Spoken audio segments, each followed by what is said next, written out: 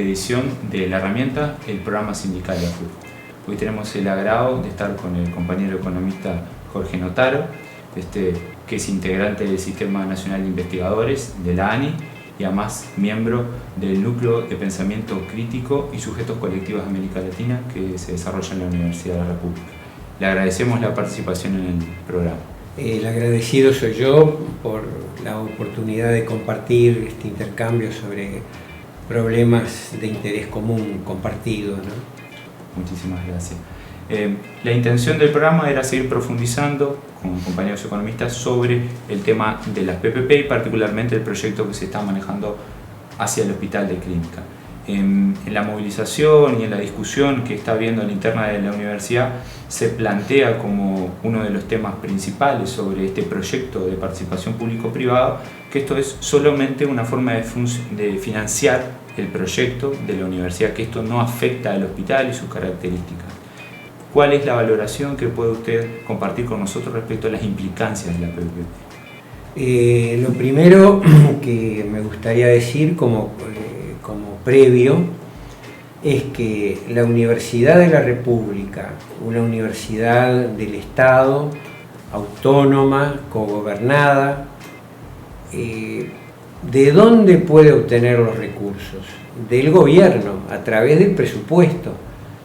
Plantearse cualquier otra forma de financiamiento es distorsionar el sentido de la Universidad de la República. Entonces, ¿por qué se le propone una PPP? Por consideraciones que son ajenas a los fines de la universidad.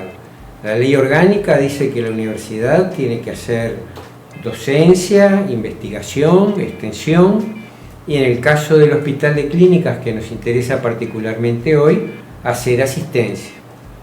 Si el gobierno pretende embarcar a la universidad en una PPP, la universidad tendría que incorporar una nueva función que es generar un proyecto rentable para el capital y andar después corriendo atrás de los capitalistas a ver quién quiere invertir en la universidad.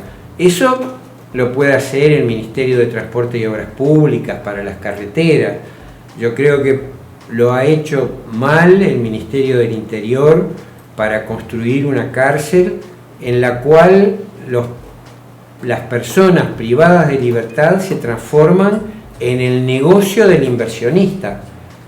Y reducir los costos de la alimentación, de la vestimenta, del mobiliario, es lo que maximiza las ganancias del que está haciendo esa inversión. Entonces, me parece totalmente fuera de lugar, ¿no?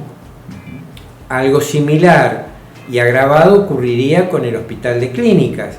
Si se hace una actualización, una refuncionalización, como le llama el proyecto universitario del Hospital de Clínicas, con un inversionista privado, el inversionista privado lo que quiere es maximizar su lucro, su ganancia. Entonces los servicios universitarios que presta el hospital se van a transformar en el objetivo y en la fuente de las ganancias del inversionista, lo que parece un despropósito, ¿no?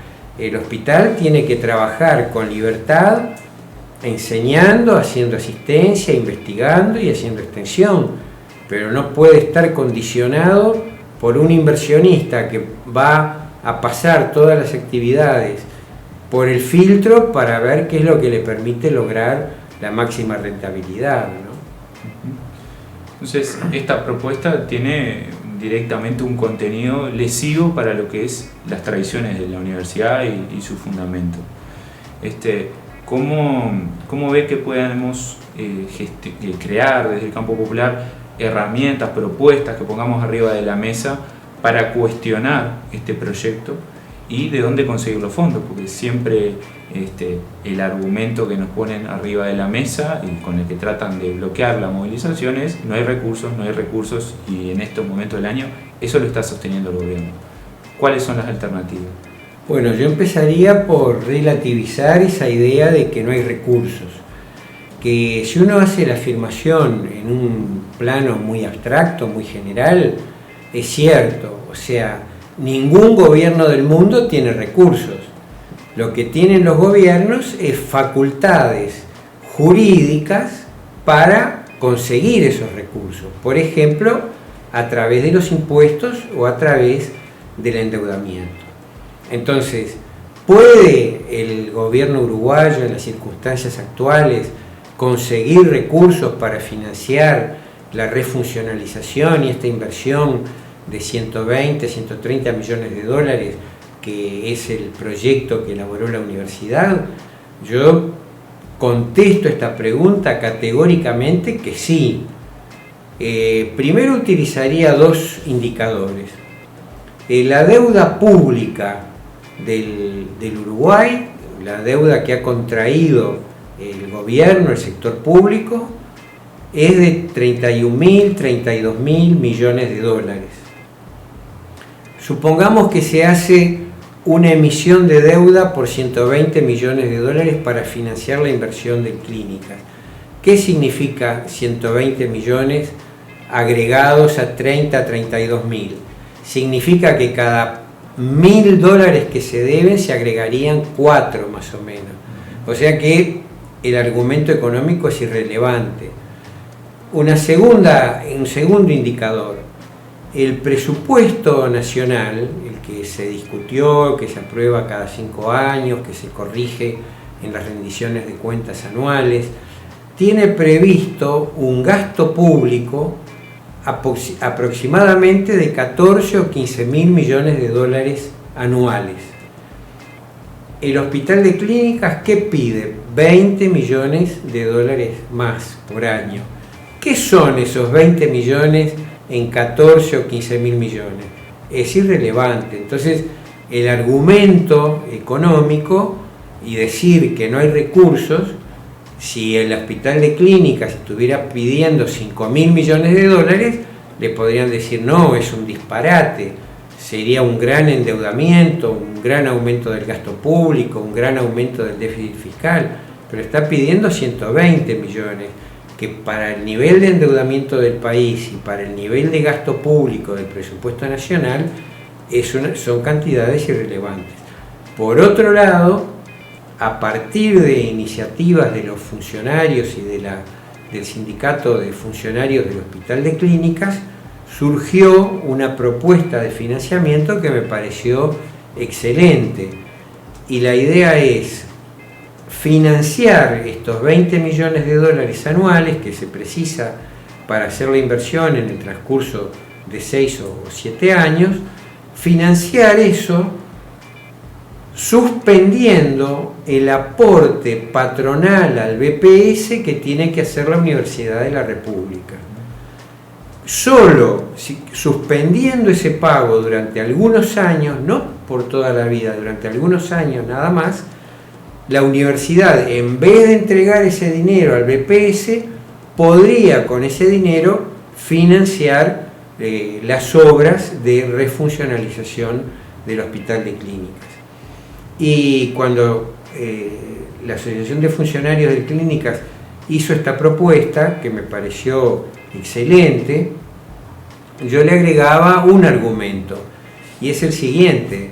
Es un principio para el funcionamiento de la economía del Uruguay y para el equipo económico que las empresas, las instituciones tienen que competir en igualdad de condiciones. Entonces, aplicando este criterio, el Banco República tiene que cumplir las mismas normas de control bancario que la banca privada.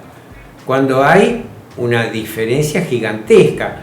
Cuando se fundieron los bancos privados en el año 2002, el Banco República no se fundió, es un banco que tiene el respaldo de un Estado.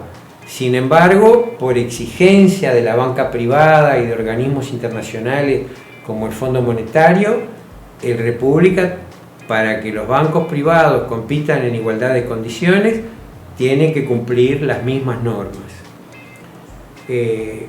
Por otro lado, las empresas públicas. hay un impuesto que ustedes conocerán, un impuesto a la renta de las actividades económicas, que un 25% sobre las ganancias netas que tienen las empresas privadas. Pues bien, las empresas públicas también tienen que pagar el impuesto a la renta de las actividades económicas. ¿Por qué? Porque las empresas privadas exigen que las empresas públicas compitan en igualdad de condiciones y entonces tienen que pagar los mismos impuestos. Ahora, cuando llegamos a la enseñanza, las instituciones privadas, desde el preescolar a las universidades privadas, que son un excelente negocio, como vemos en la expansión edilicia, cada vez hay más edificios propiedad de las universidades privadas. Por la Constitución de la República, toda la enseñanza privada está exonerada de todo tipo de impuestos. Y esto, entendido en un sentido muy generoso, incluye el aporte patronal a la seguridad social. Entonces, si se quiere que la Universidad de la República compita en igualdad de condiciones con la universidad privada, con las universidades privadas, si se quiere que la enseñanza pública, secundaria, primaria, técnica, compita en igualdad de condiciones con la enseñanza privada, el gobierno tendría que ser el primero en decidir que no tengan que aportar más el aporte patronal al BPS, porque eso encarece los costos de la enseñanza pública y la obliga a competir con una dificultad adicional con la enseñanza privada, ¿no? En este análisis de la situación que usted plantea, ¿no?, donde por parte del gobierno pueden haber opciones concretas, viables, para financiar este proyecto de la Universidad de la República. ¿Cuál es la intención entonces de mantener esta opción de la PPP como la única? ¿Y cuál es el interés de un privado X en la inversión en este tipo de proyectos? Yo creo que el interés del gobierno es político, es decir, bueno, este gobierno aprobó una ley de PPP, que son proyectos públicos privados, que implican que parte de la inversión pública se va a ser asociada a un privado. ¿Por qué el privado tendría interés en invertir asociado al Estado en una carretera, en una cárcel, en el hospital de clínicas?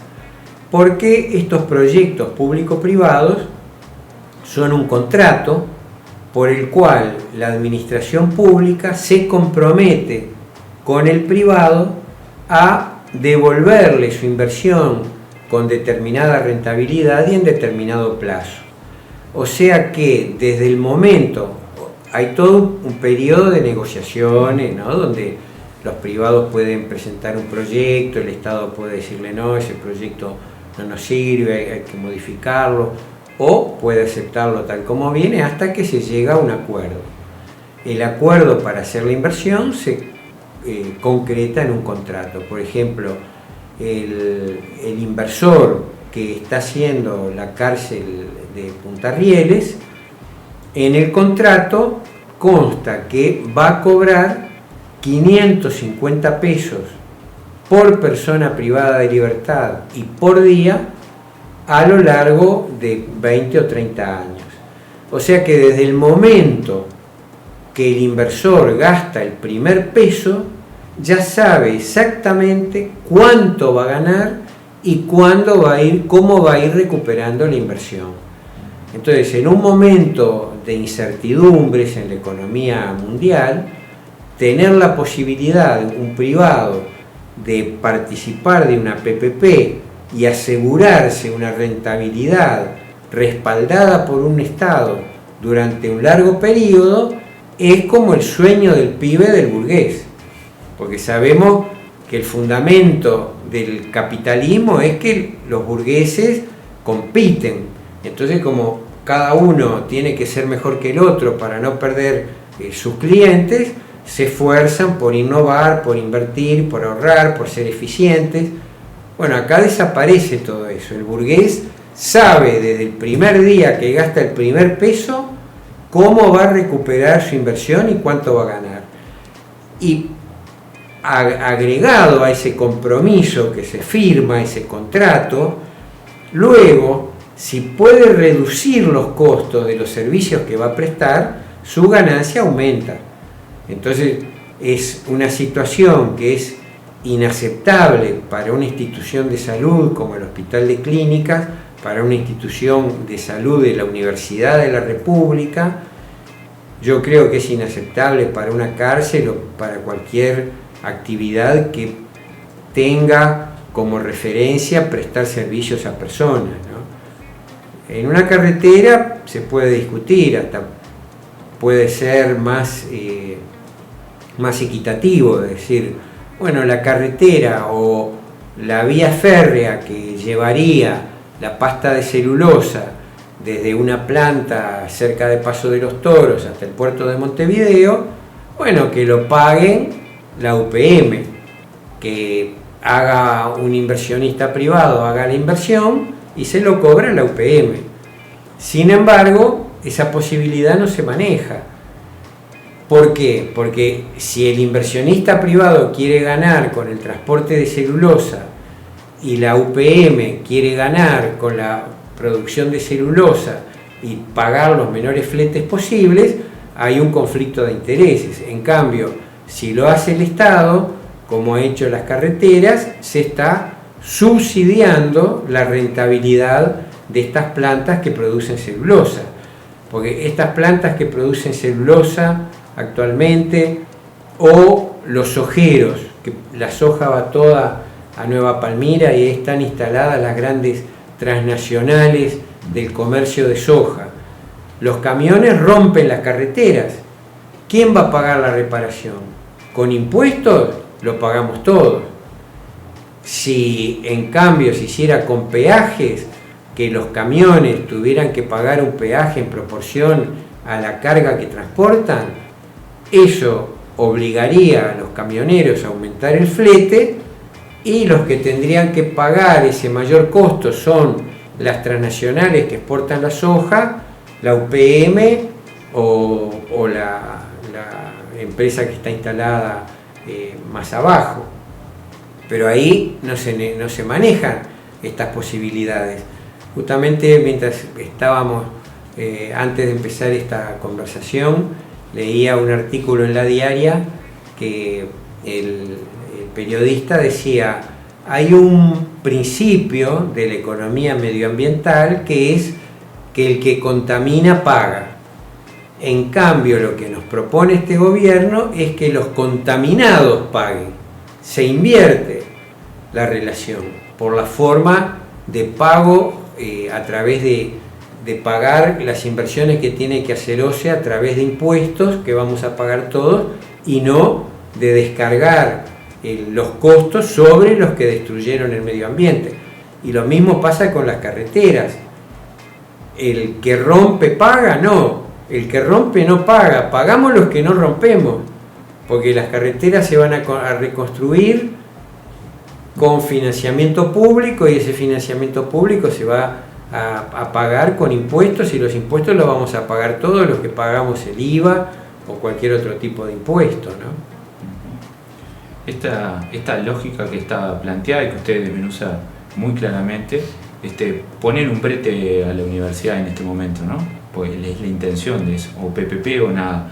Las implicancias que puede llegar a tener en concreto una PPP en el hospital, ¿podemos decir que esto es una privatización? Yo creo que el término privatización podría ser un poco grueso, ¿no? Porque es un poco más complejo en la medida de que la universidad mantendría la autonomía para gestionar lo que son sus funciones específicas de asistencia a la salud, de investigación, de docencia. O sea, el inversionista no va a opinar o a tener ninguna participación en esas actividades, pero su inversión va a estar condicionando. Condiciona el proyecto que va a financiar, condiciona cada una de las actividades. Y por otro lado, esta alternativa que me decías de PPP o nada, que es un poco los términos dramáticos en los que se lo plantean los docentes de grado 5 que trabajan en el clínicas, yo les decía, no es PPP o nada, PPP es nada, porque PPP quiere decir que la refuncionalización del hospital de clínicas, la superación de las dificultades de la infraestructura que tiene el hospital de clínicas y que limita las actividades de asistencia, de docencia, de investigación y de extensión, esas limitaciones no se van a superar con un PPP. El PPP tiene que estar a la medida de la rentabilidad del capital. Y por si podemos pensar, bueno, esas son especulaciones, no, tenemos un antecedente. Ya hubo un proyecto. El Ministerio de Economía y Finanzas contrató a CPA Ferrer, la consultora de la cual es socio el ex ministro de Economía Fernando Lorenzo, para que, asociado con una transnacional de la salud que tiene su casa matriz en España, presentara un proyecto. Y la universidad que dijo, no, esto no tiene nada que ver, quieren hacer un parking, un shopping. No, nosotros lo que queremos hacer es asistencia, docencia, investigación y extensión. No queremos transformar esto en un gran negocio. Ah, bueno, dijeron los potenciales inversores. Entonces no hay plata porque no hay PPP para financiar actividades universitarias. PPP es para la rentabilidad del capital. Exactamente. Bueno, agradeciéndole la participación en el programa, los aportes que ha hecho en este diálogo, lo invito a dejar el micrófono abierto si quiere hacer alguna reflexión para terminar esta entrevista. Solamente reiterar mi agradecimiento por esta oportunidad de intercambiar puntos de vista. Yo participo del movimiento Todos por el Clínicas, creo que es un movimiento muy auspicioso donde convergen distintas organizaciones estudiantiles, de funcionarios, sindicales, culturales, y creo que es una lucha que ha tenido sus logros y sus derrotas y seguimos en la lucha y con mucho gusto si esto contribuye, con mucho gusto de participar.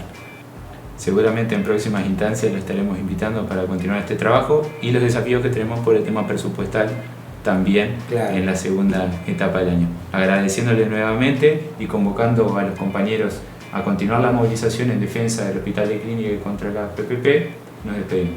Muchas gracias. A usted.